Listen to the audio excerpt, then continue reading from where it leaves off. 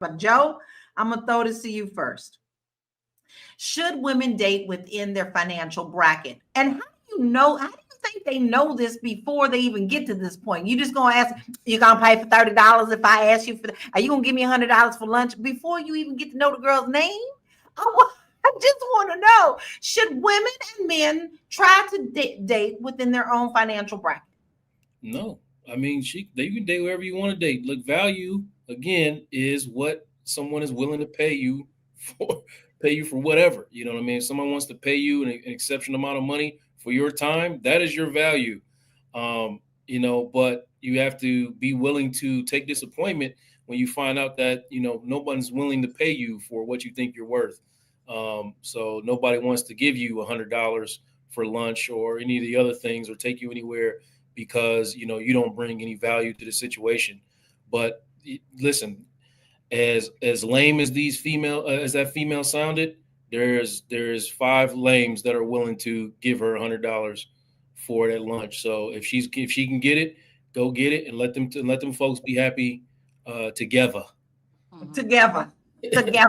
Right? Okay.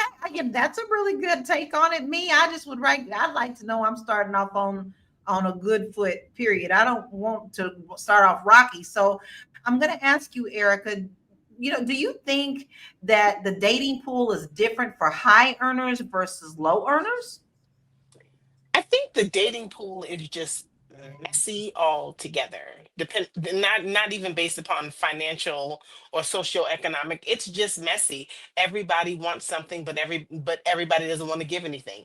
Everybody wants to go in wanting to take, but nobody wants to go in ready to pour because they've been depleted from previous relationships. It's just a cesspool of messy. And it's scary out here, to be quite honest. I've actually been outside for the last few weeks and I'm going to pack it up. I'm going back in the last few days of the year because it's scary out here. It's scary out here.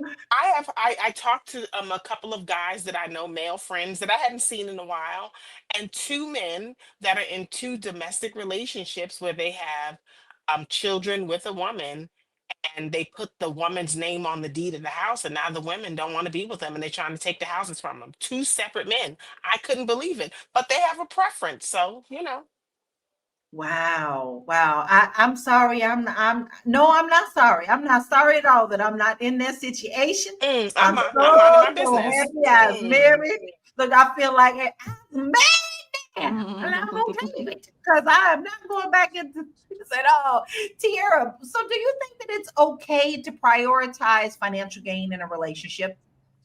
I think every woman wants to be provided for to some extent. We don't want to go into a situation thinking struggle love, right? I want struggle love no matter what. Like at some age, you just be like, I don't want that. I want to enjoy life. I want to enjoy life with someone else. But depending on who you might meet somebody who's a young lawyer who's in law school, or you might meet a man who is on his way up. You might be on your way up. It's really about the build versus like, what can I get from this person? In my perspective. But if we can go back to the music, I don't know how I got caught up listening to Suki Hana, but in one of the songs, she literally says that they gotta pay for PUSSY. Like men have to pay for she's a food stamp hoe. She all of these things. So women are literally saying, if you give me some money, I will have sex with you. And so somebody just said that a few minutes ago, that it's giving prostitution vibes. It is. It's like women don't have any, they don't have any, they're not, it's not. Where's your goals?